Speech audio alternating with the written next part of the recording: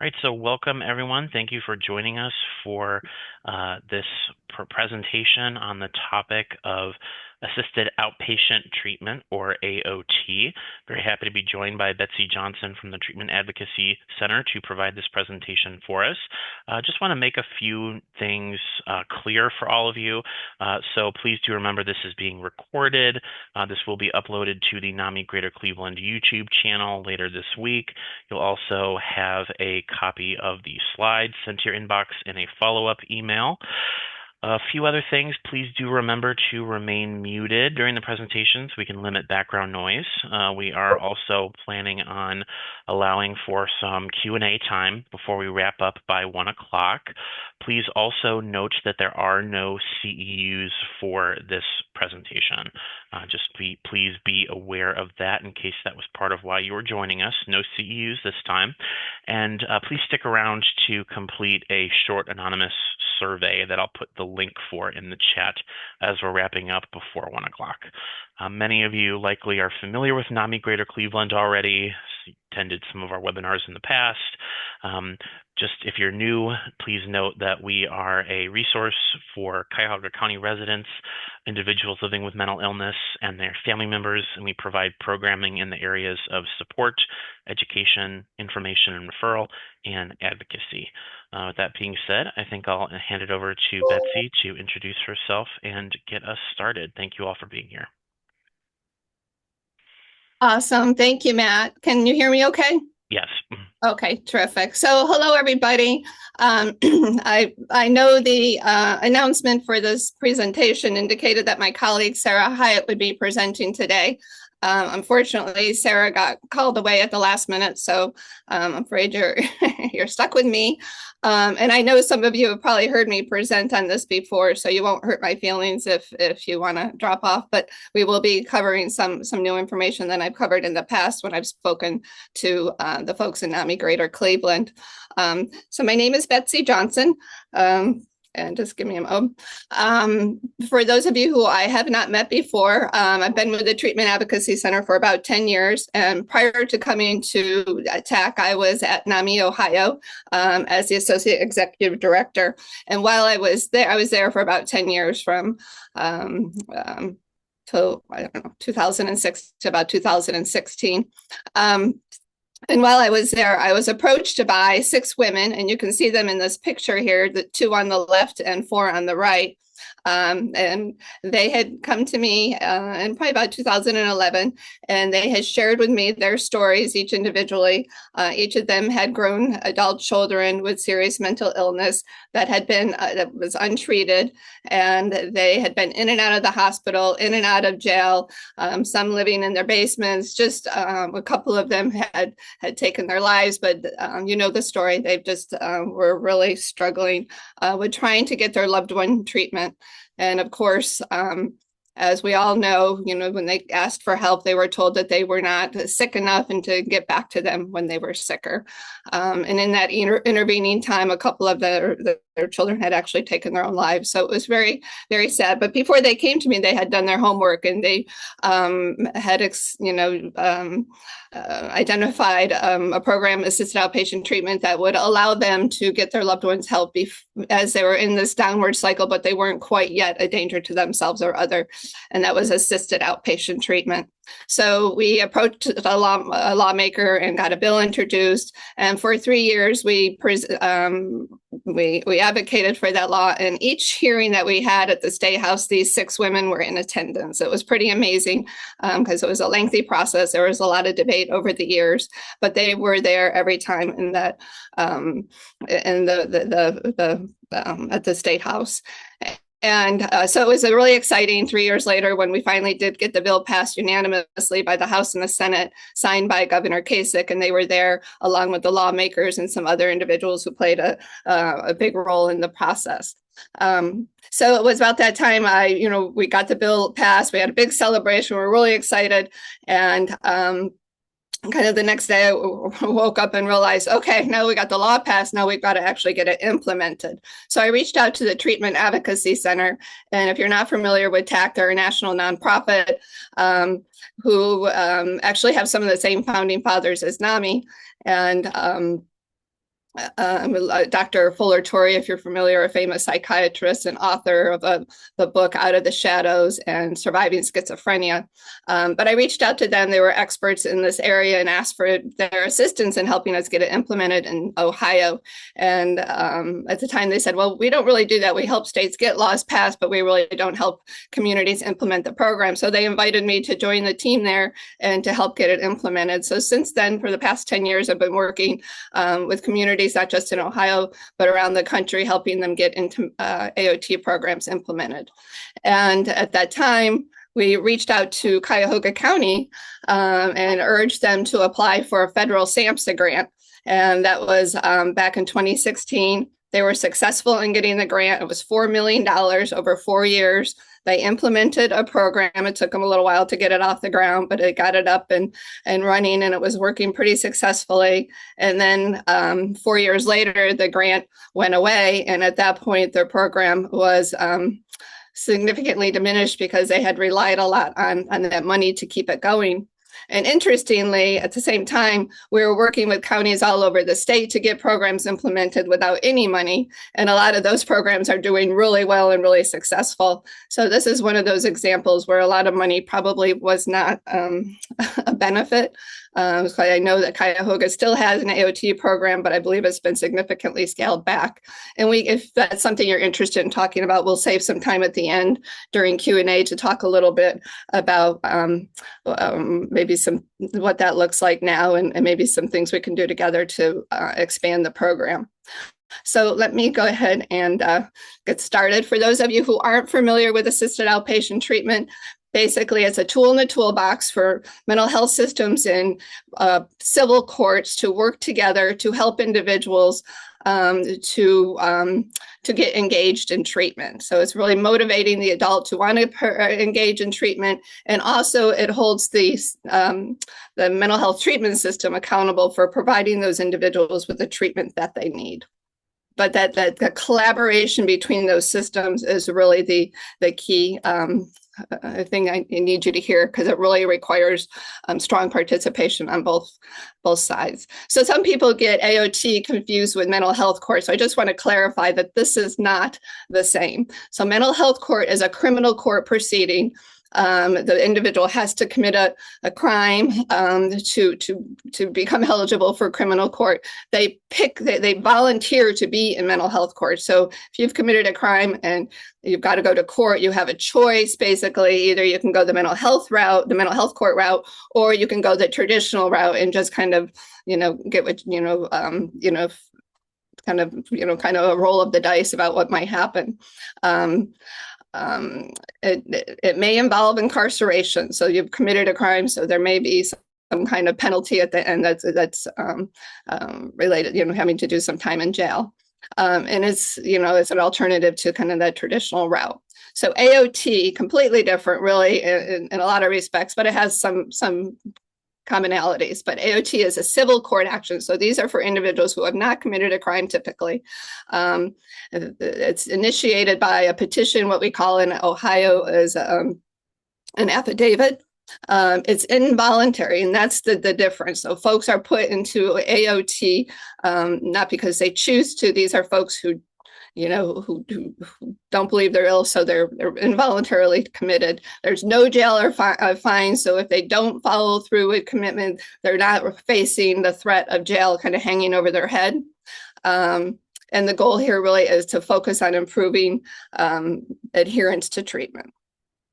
It's not a penalty or a punishment for something that they've done. So AOT, just kind of the typical folks, or who AOT is intended for, is people who have inconsistent engagement for treatment. Basically, they lack awareness of their illness, so they don't follow through with treatment on a regular basis. It's a condition called anosognosia. It doesn't mean that that they're in denial that they have an illness. They truly don't believe that they're ill. So why on earth would you follow through with a treatment plan, take medication for something you don't believe you have? It's as a result, because they don't follow through with treatment, don't take their medication, they get caught up in this cycle of repeat hospitalizations, homelessness, incarceration, or all of the above. Often, some individuals who go into AOT are folks who were previously on a guardianship, and they've determined that maybe they don't need that high level of care, and that is sort of a step down into AOT.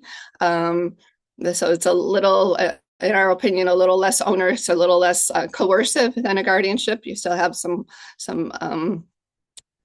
more ability to make decisions for yourself.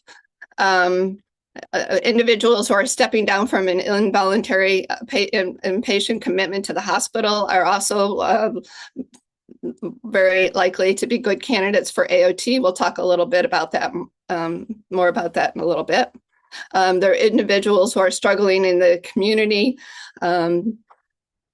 and they've been kind of caught in that revolving door, but these are the folks, that are in the community that they're starting to decompensate, and if they meet criteria for AOT, we can get them into that program before they become a danger to themselves and have to go to the hospital or commit a crime and end up in jail. And again, that's the group that those women who came to meet with me, that's the group they were really targeting with that legislation.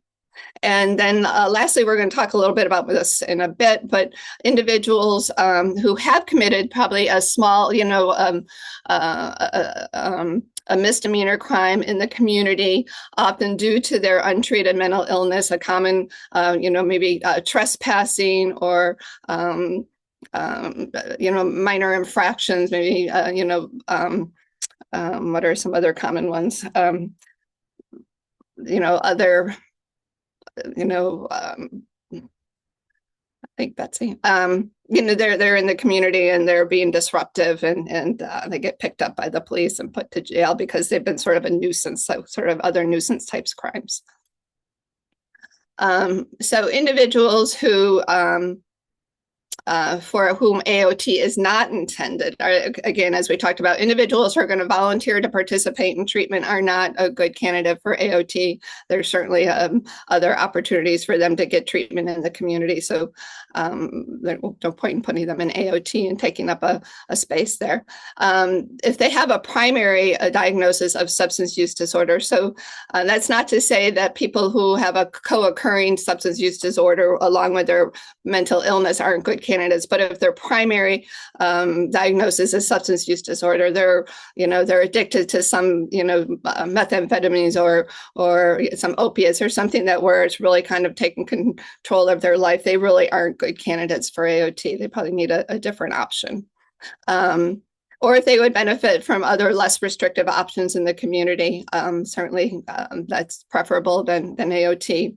If they aren't able to understand what the court order is requiring of them, they can't participate in treatment planning. So for instance, somebody who has maybe a TBI or a developmental disability that prevents them from understanding what it is they're being told to do, probably not good candidates.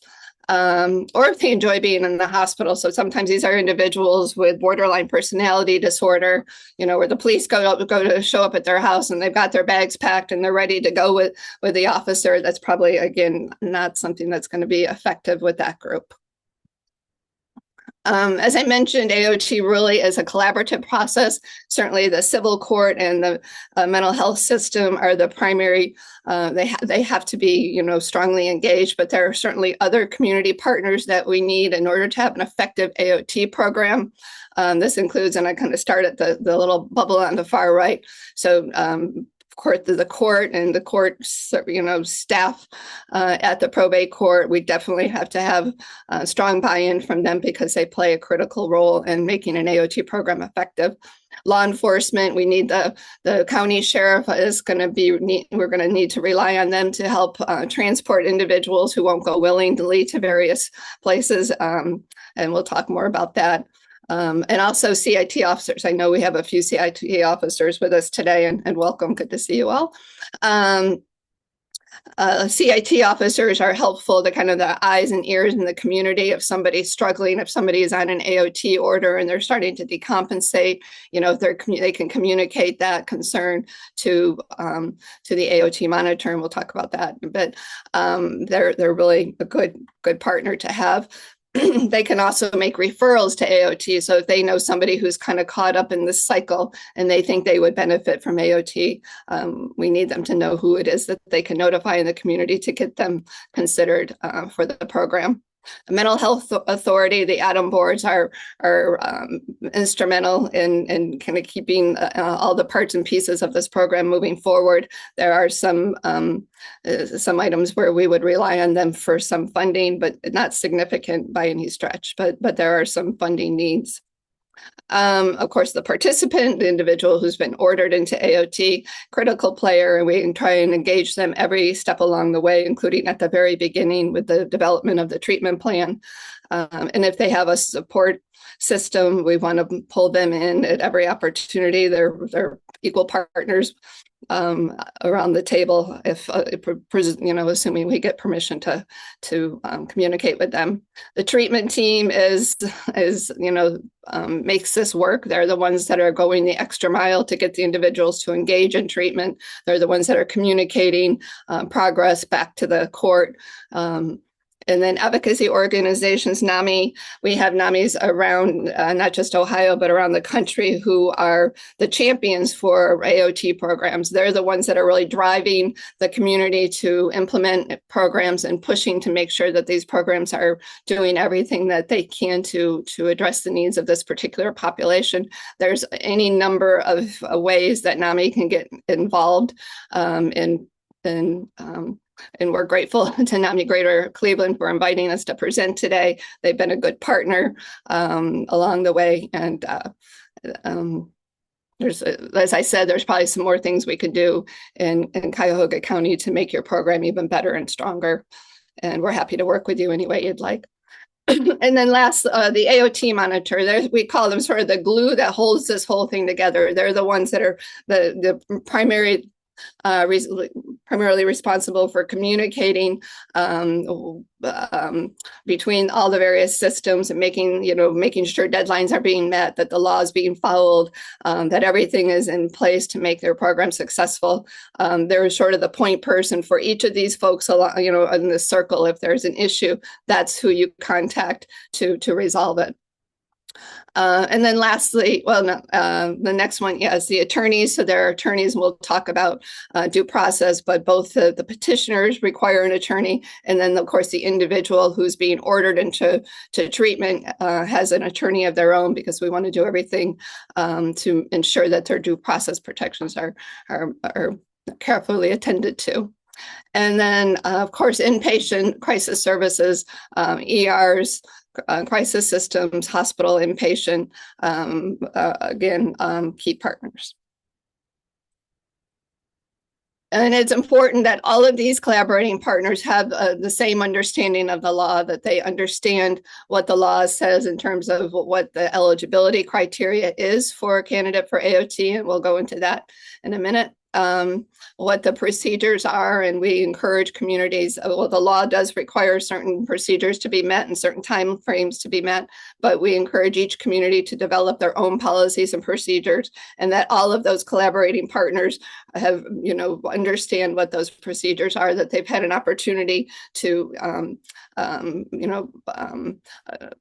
to provide their input on what it should look like, and they've given kind of their green light that those procedures are what's right for that community, and every community has different policies and procedures. There's the role of the court in ordering AOT. Everyone needs to understand what the court can and can't do with regard to AOT, and then we'll make sure that the rights of the individuals again are protected along the way. So there are three ways that individuals can get into AOT program. The first way is a step down from discharge from the hospital. Again, as I mentioned, for individuals, particularly those who are involuntarily hospitalized, they are great candidates for AOT if this has been something that, if they've been hospitalized on previous occasions within a window of time. that they it's easy to get them into AOT because you've got a treatment team there at the hospital that recognizes that this is an individual who lacks insight into their illness, so they're not likely to follow through with treatment once they get discharged from the community. So that when they're ordered into inpatient, then we attach this order into AOT, so when they come out of the hospital, they're under an order from the community to follow through with treatment. And there's a team in place that's there to support them and help them be successful along the way, including the judge. So that's the most common and the easiest way to get someone into AOT. And I tell a lot of NAMI families, you know, if you believe your loved one is a candidate for AOT, what you need to do is when they're in the hospital, that's when you start talking to the team there at the hospital. You talk to the psychiatrist and to the social worker, and you let them know that you would, you know, you believe that they're a good candidate and why, and that you would ask them to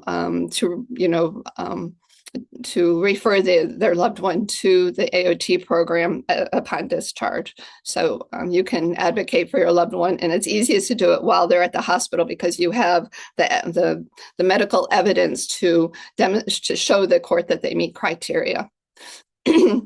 So I talked about, again, the NAMI mothers that came to meet with me.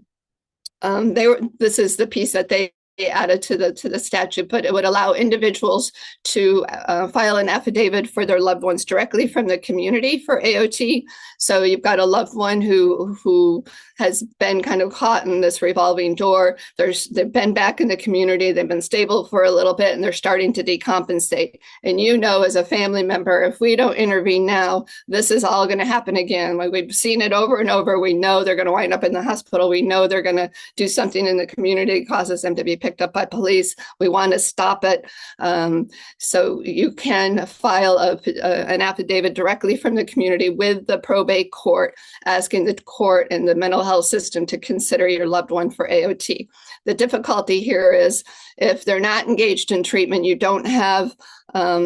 may not have current medical evidence to show that they meet criteria. But if you've been collecting information and you can show to the court that, you know, yes, indeed, they do meet criteria, sometimes the court will have them, you know, picked up and evaluated, and they can get in the program. It's difficult, but it's the law certainly provides for it, and a lot of communities are using it for that group. And then lastly, pardon me, AOT can be used as what we call step over, as a diversion from jail. So I talked earlier about folks who because of their untreated mental illness may getting picked up by police because of some nuisance crime or some, you know, minor misdemeanor kind of crime, and it's, you know, that it's a result of their untreated mental illness. So they're in jail. They're not likely to be competent to stand trial. So likely what's going to end up happening is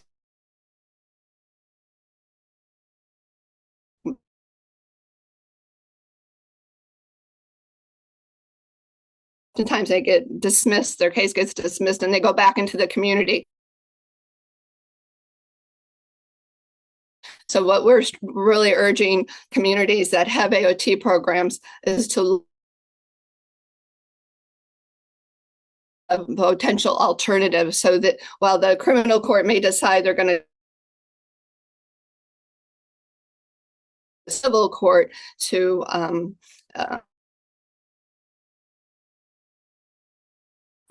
be answerable to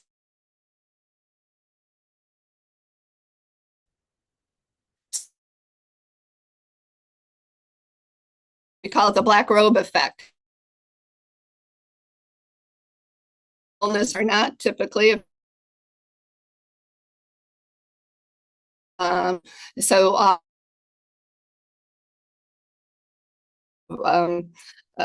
Compelled to have to go to court, either they're hospital or in the community, but either way, the judge filed, then the judge would, and if they meet the criteria, the judge says, listen, I'm going to be here to help you. And we're, is to make sure that you don't wind up back in the have what you need, but you're going to be required to that gets their attention, whereas previously, if they don't. I realize, everyone, that Betsy, you're freezing quite a bit on our end. I don't know if there's something wrong with your internet connection.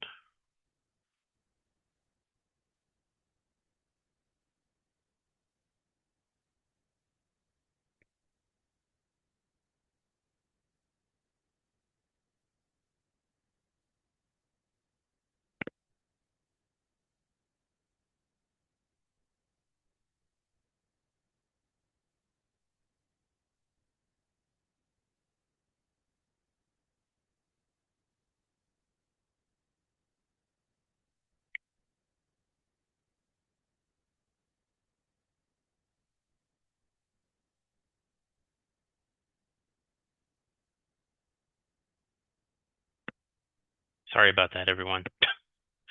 We'll see if she comes back in a moment.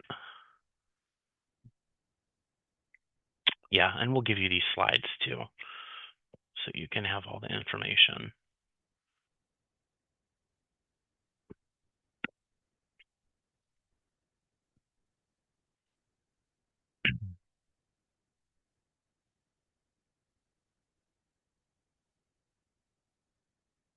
While we're waiting, would you mind sharing a little bit about NAMI's place in the AOT landscape?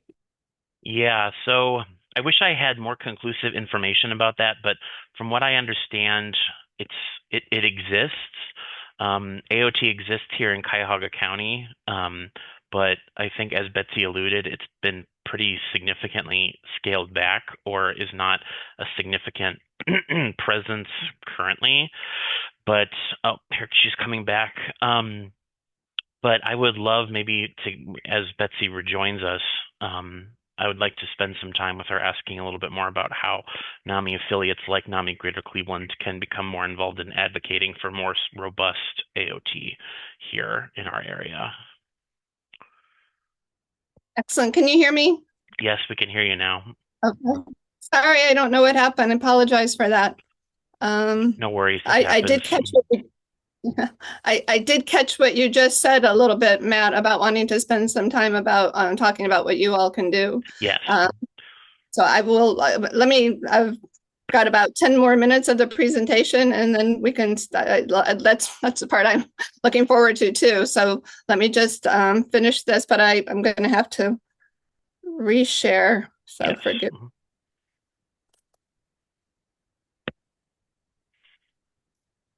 It says sharing is not turned on. Oh, sorry. I need to make you a co-host. Now you should be able to.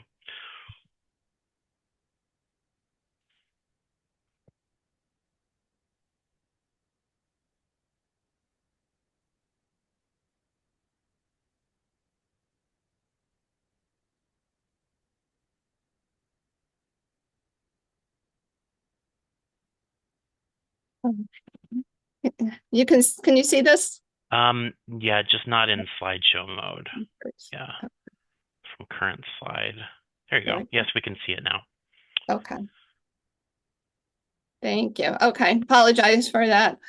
So real quickly, because I want to save time for Q&A. So the Black Robe effect, we have the judge. Not only the really important takeaway from this slide is the judge is the Black Robe effect is not just for the participant who's under the AOT order. It's also the treatment team who's been assigned to help this individual engage in treatment. So the way it typically works, and it looks different in every community, but I'll just say a typical situation would be somebody gets ordered into AOT. They meet with the judge. or the magistrate, usually roughly about every 2 weeks to a month, right after they've been ordered into the program.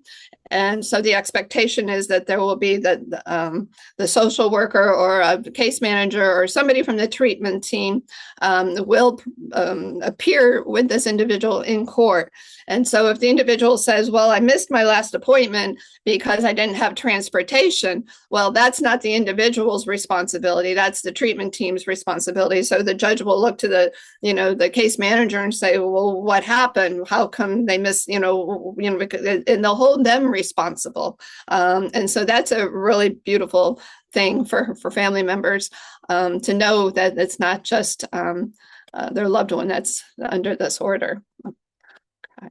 And there are consequences. Back when we were working on the legislation, we were told, well, AOT since it's in civil court, there are really no consequences, because if somebody doesn't follow through with treatment, then they can't put them in jail. And that was like, yeah, that's the goal here. We want to keep them out of jail.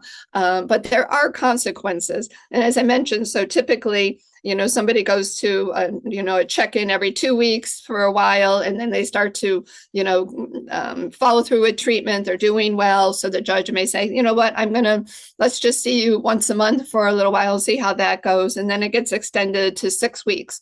But then say the person starts to decompensate, or they're not following through with treatment like they were. So the judge can say, hey, listen, really worried about you. I want to start seeing you more regularly. Why don't you start coming back in every 2 weeks for a while till we get you back on track? So that's a consequence, and it's an inconvenience and to have to go to court. So also, and we'll talk about the length of time of a program, but the time in the program can be extended. So initially, what it works with AOT is there's a 90-day initial 90-day period where you're ordered, and then at the end of 90 days, then it can be continued under Ohio law for up to 2 years, and that can continue to be extended every 2 years. So we've had situations where somebody is following through with treatment. They're doing a beautiful job, doing everything that they're supposed to. But then, they tell their psychiatrist, the only reason I take my medication is because I've been ordered to. Well, that's not engaged in treatment. You're just doing it because of the court order. But if the court order is what it takes, and, to get you to take your medication, we'll just keep extending it, as long as necessary. So typically that doesn't happen. Typically they get engaged, and they can make that connection between the fact that their quality of life is improving, that they're taking their medication. But sometimes it doesn't happen. So you just continue to extend it. We know of situations where people have been in the program 15, 16 years, and they're still doing great. But every year they have to go to court, and the court, extends the order. So if they're under the order and they're not taking their medication, or they're not following through with treatment, and they're starting to decompensate, then they could be ordered to be picked up, evaluated, and if they meet the criteria for hospitalization, then they can be ordered into the hospital. That's kind of the worst case scenario. And that's why it's so important for the folks who are on AOT, or people who don't want to be in the hospital. It's, because they've got to, that's got to get their attention, that if you don't do this, and this is what's going to happen, and we don't want that to happen. So let's get you back on track and do whatever is necessary to prevent that. So just a few elements that are really important for a quality AOT program. So ideally, the mental health system is the one who's identifying people in the community who are struggling, who are caught in this revolving door. So that's where you've got your ADAM board, your provider system, your CIT officers, kind of getting together and identifying who's really struggling, who meets criteria, who can we get into this program so that we can get them out of that spiraling down. So ideally, and this gets the family off the hook. So if it's the mental health system that's identifying these individuals, the family doesn't have to be the one to file the affidavit with criminal court against a loved one, but it's the system who's recognizing that this program is beneficial. So they're the ones who are the bad guy in this, ideally. And there's, again, that agreed upon process for filing the affidavit. That's part of those policies and procedures we talked about. There's, you're safeguarding the individual's due process. You're going to assign them an attorney. We talked about there's going to be attorneys for the individual for whom the petition has been filed against. They're going to deliver quality treatment and support services. And it's important, some communities will say, well, we don't have the money to develop new treatment programs for this group of people. It doesn't require any kind of new treatment. Most of these folks are Medicaid eligible. Most communities offer the types of services that they're going to need. Not everybody in AOT requires assertive community treatment or some kind of really intense treatment. They just really need that, they qualify for whatever you have. They just need that added support and that incentive to follow through with those appointments. So it's not, as I said, it's not an expensive program to implement. And that's kind of where Cuyahoga, kind of fell down on this, as they developed all these new programs with all this money that they got from that federal grant. And then the money went away and they thought, oh, well, we can't do this anymore because we can't afford this, all these special things that we developed, all these bells and whistles, but you really don't need those things.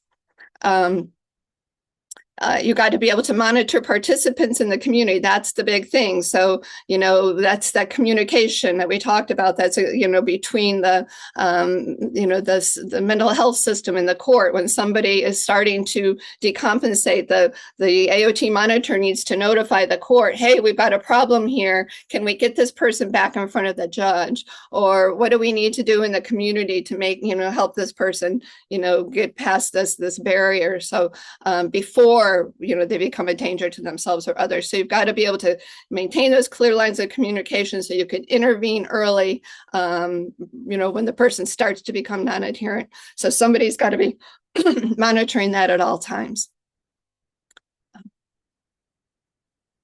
And then you need to decide, okay, when do we when is this court order not necessary? If the person's starting to engage and they don't need that court order any longer, or there are some people, there are some people that this process doesn't work for. We estimate it's about 80% success. So there are going to be a few folks who, for whatever reason, they don't have a high regard for judges. They're not, they're not following through with treatment. You've done everything you can. And then, if you've done this for a year and you're not having success and everyone agrees that this person's probably not going to be successful, you can dismiss the order. And that's not a failure, just as a recognition that some people are just, this isn't going to be for them. But we always recommend, if you're not sure, try it, because you'd be surprised. Some of the people that have been successful in AOT are folks that are really, really sick, and it's just turned their lives around. And then you want to ensure a smooth transition out of the program, a warm handoffs to whoever is going to be providing that treatment. Some people that are successful in AOT are afraid when their time comes up because they say, I don't want to leave this program. I've had such great success. And oftentimes judges will say, hey, I'm not going to order you to come, but I'd love to see you, see how you're doing. So feel free to, come see me and, but during this docket and check in with me and let us know how it's going. So let's see, what time is it? So I'm just going to quickly go through the law. So many of you are probably familiar. We've got, under 5122, we have the definition of mentally ill person subject to court order. This is, the danger to themselves, danger to others, or they're gravely ill. They're not taking care of their basic needs. They're walking around outside in freezing cold weather with no with no coat or shoes. That's kind of what the law has said for years in Ohio. And then we added a fifth provision, as I talked about earlier, to catch folks before they become that danger to themselves or others. And the definition, and these are for folks for whom you're going to file an affidavit directly from the community. So they're not in the hospital, they're not in jail, they've been there, they're starting to decompensate. If they meet these criteria, then they could be eligible for AOT. It's unlikely to survive safely in the community. They have a history of noncompliance, which is defined as either 2 hospitalizations within the previous 36 months or 1 act of violence within the previous 48 months that was kind of directly related to their untreated mental illness. And they're unlikely to voluntarily participate in treatment, and without treatment, they're likely to become a danger to themselves or others. So those are the criteria that family members or other loved ones, if they're going to file a petition from the community, you need to be able to demonstrate that to the court that they meet those criteria. We talked about that. So, once this affidavit is filed, then the court may require that there be what they call a CME, a certificate of medical evaluation. And that's why it's easier to get folks who are in the hospital already, because they've already got a psychiatrist who can sign this form saying that they meet those criteria. But if they're in the community and they don't have a psychiatrist because they're not being treated, if you as the applicant can say, Judge, they're not willing to get evaluated, so I don't have that information, but I can prove to you, that they meet this criteria with this other information. And if the judge is willing to accept that, then the judge has the ability to order that person to be picked up and brought in and evaluated to determine if indeed they do meet that criteria. So once that happens, then there's a hearing. The hearing has to happen within 5 days, but it could be waived. I never quite understand that. A full hearing has to be held within 30 days. And at that point, an attorney is assigned both for the petitioner. Usually it's the same attorney that Adam boards use for other involuntary inpatient hospitalizations. And then there's an attorney assigned to the respondent, who's the individual for whom the affidavit's been filed against. They get their own attorney. We really recommend that attorney be somebody who is familiar with AOT and bought into this concept that it's something that we're doing for this person. It's not something that we're doing to this person, and that they understand that it's in their best interest, so they don't try and talk them out of it. And then lastly, you have to demonstrate that there's clear and convincing evidence that that individual meets that criteria that we talked about just a minute ago. And then there's that initial 90-day order, and then after that there could be a continued commitment. So that's for that additional up to 2 years that they could be ordered to continue. So that would be another hearing at the end of 90 days, and there's another hearing to determine if the commitment is going to be continued. So the law says up to 2 years. We recommend that they kind of do a review, every 6 months or every year. Even though you can continue it for 2 years, that's probably a little bit longer than should be before a court kind of makes that determination. And again, that decision about whether or not to continue it is it's ultimately a judicial decision, but it's really the treatment team who's recommending to the court whether or not to continue the commitment. And then there's a graduation, and it's a big celebration. So that's kind of quickly, just we've got all sorts of data demonstrating that AOT works.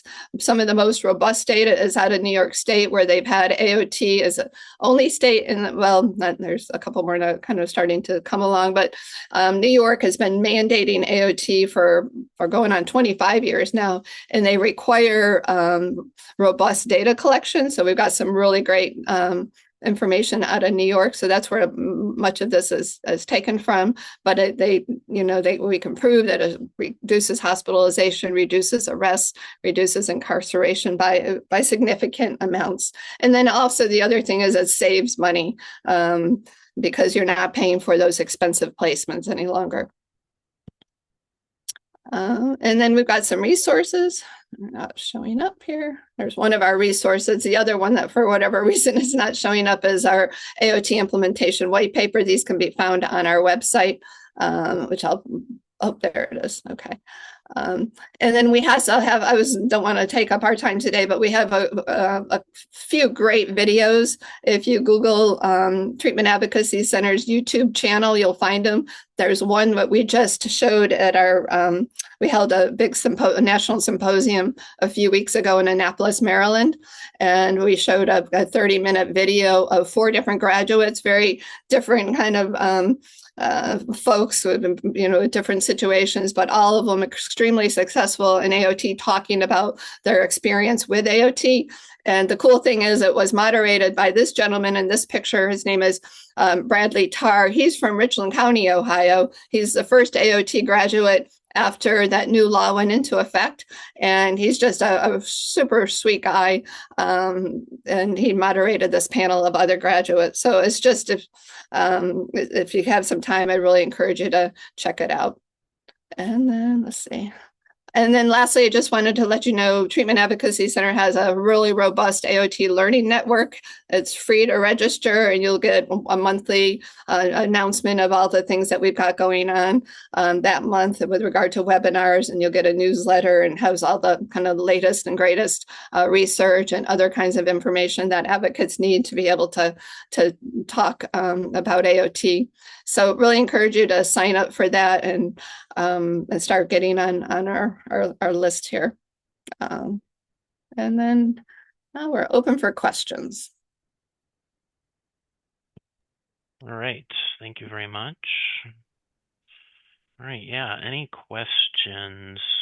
I'm also going to put the link to the survey for this program. I appreciate your completion of that. It just takes a few minutes. Actually, I did see one question earlier here. Oh, here's a question. Who can serve as an AOT monitor? Who pays for the mandated treatment?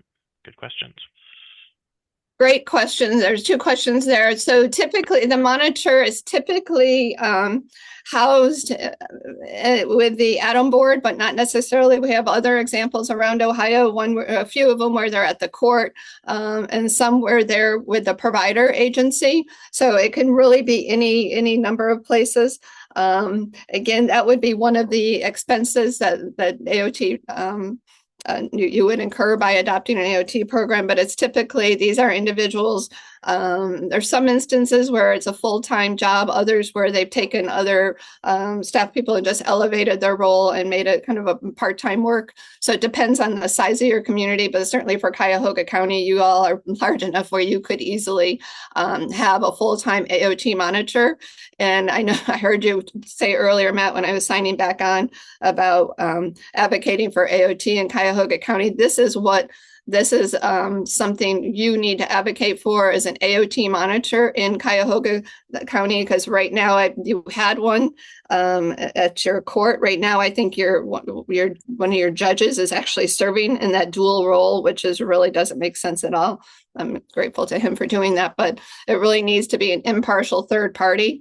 And they're best if they're housed at the Adam board. In our estimation, you could, the Adam board could contract with a provider agency to do this to serve that role in the community. But we think it's really important that they're impartial. So if they're with a provider agency, we think they should be separate and apart from the treatment team, because as I said, part of this program is to make sure that that treatment team is being held accountable to participant. So you don't want to have a conflict of interest there.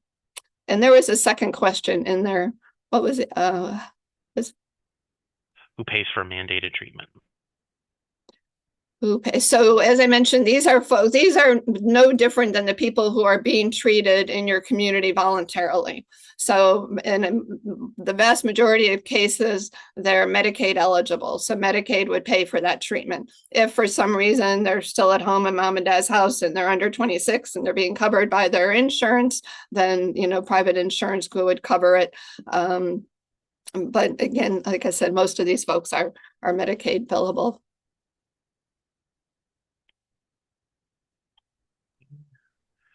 Who determines the need for AOT as a step down from the hospital? And would they do this if a person has an active felony, even if not under jurisdiction of the court?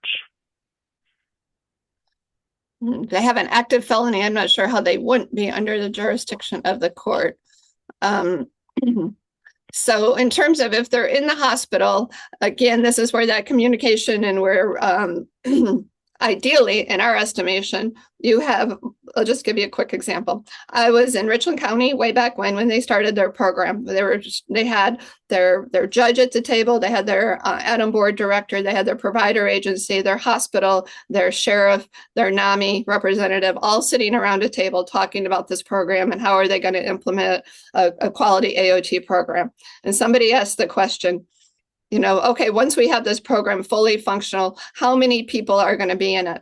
And the Adam board director said 15. The judge said 15. The sheriff said 15. Everyone said, they all started looking at each other and they all started kind of giggling because they were all talking about the same people. They know who these folks are who are caught in this revolving door. They know who they are right now. So if you get all those people sitting around a table in your community, they can probably tell you these are the folks.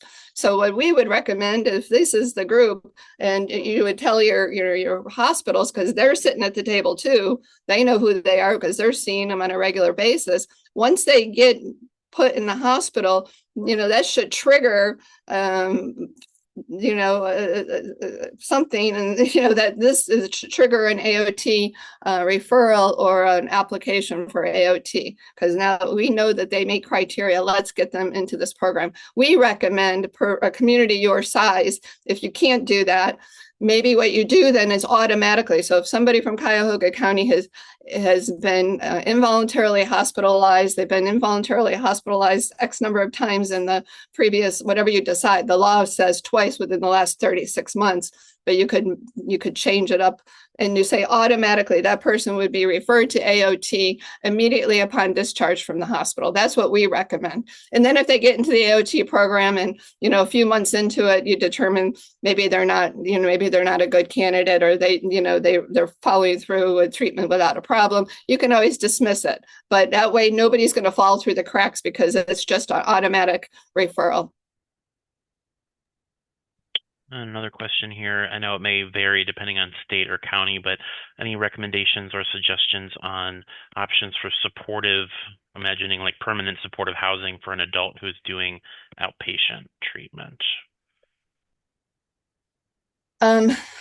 That's probably outside my wheelhouse, but I would say housing, and with regard to AOT, is folks need to be housed ideally. If they're not housed at the time that they're referred, then every attempt should be made to find them stable housing. If they're homeless, they're in the community and they're transient, they move from place to place to place, probably not a good candidate for AOT, because you can't monitor them if you don't know where they are, and monitoring is imperative. So, I know everyone's struggling with housing and this person's homeless and you don't have any viable housing options, then I would say they're probably not a good candidate for AOT. Maybe if you've only got so much, ability to, if you've decided as a community, we can serve 50 people in this community, serve the 50 that can really benefit from it. So if there's somebody living at home and mom and dad are saying, if he doesn't start following through with treatment, he's going to have to move out because we don't feel safe in our home. That would be a good candidate for AOT, assuming that they meet the other criteria. So think about, and that's again why this collaboration is important. You guys know what you can handle in your community. Yeah, and I put in the chat, I would suggest permanent supportive housing. It might be like the kind of language you might want to look into. Frontline Service here in Cuyahoga County provides permanent supportive housing, but again, that's a form of housing where the treatment is provided on site, right? Hence permanent supportive housing. So may not quite fit in with this AOT model. Any other questions? Just a reminder to complete that survey also. Yeah, we got a few more minutes, so if there's any more questions. And again, these slides will be shared with you in a follow-up email. And obviously this was recorded, so we'll have that posted later this week also. Could I ask, how would it be determined that someone would be a better fit for AOT as opposed to involuntary inpatient commitment?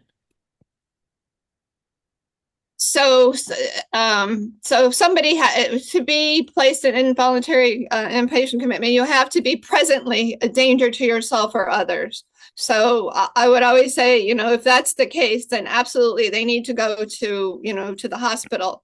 But as we all know, hospital stays are, ridiculously short. So what, if they're involuntarily committed, then the goal would be to get them to come out under an AOT order. So they have that they're getting stabilized, but they're not, in a lot of cases, people are getting discharged from the hospital before their medication even takes effect. So let's get them discharged on an AOT order where they're going to be monitored while they're following through with their treatment. So they're, in my estimation, they're kind of one and the same. If there's somebody in the community, oftentimes what happens is a family member will come to the AOT monitor and say, my loved one is, decompensating, and, I'd like to get them in AOT. And then they send somebody out to evaluate them. They'll determine, this person's really ill. They belong in the hospital. So let's get them in the hospital. Let's get them stabilized. So when they come out on the order, they understand what this order is, and they understand, that this is really serious stuff. The judge can, can impress upon them, what they need to do to be able to get off this order. But you want them stabilized so that they can understand that. So a hospitalization would be ideal. And it does seem like even though mental health court is a separate mechanism than AOT, it seems like the kind of monitoring is very similar. It is. There's a lot of overlap in terms of that judicial engagement, how judges, encourage individuals to follow through, and how they're there to be a support. And so there's a lot, yes, and that monitoring piece is very similar. So no question about it.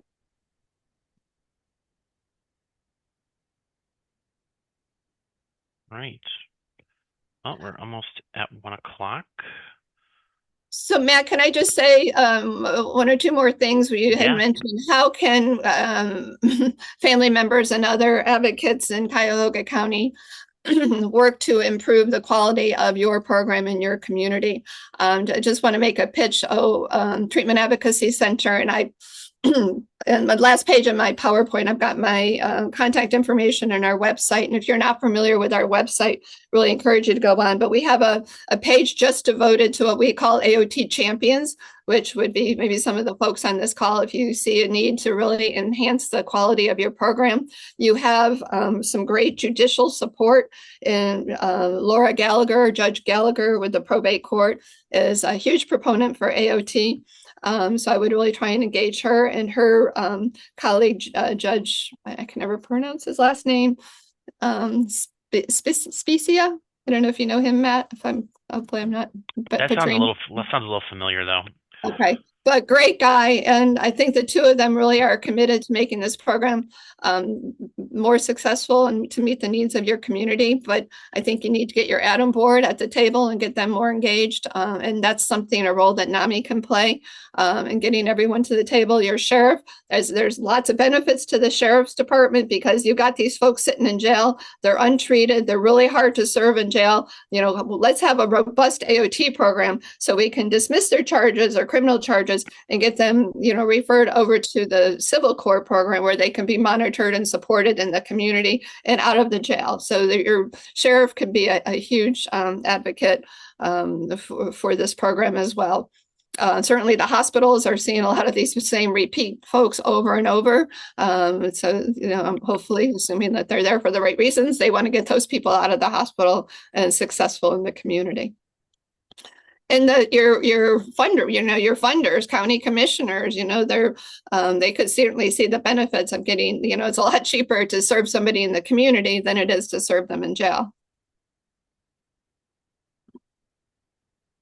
But yeah, just to check out the Treatment Advocacy Center's AOT Champion page, sign up for that AOT Learning Network, and reach out to me, and I'm happy to kind of give you some other. We have a whole host of suggestions on how NAMIs can be supportive of their programs. All right, thank you very much. I think we'll top it off there. Again, hope everyone has a great week. If you're here in Cleveland, enjoy the sunshine, and you'll receive an email from me with follow-up. So thank you very much, Betsy, for joining us today to provide education on this important topic. We appreciate it. Thanks for the invitation. Take care. Have a great day, everyone.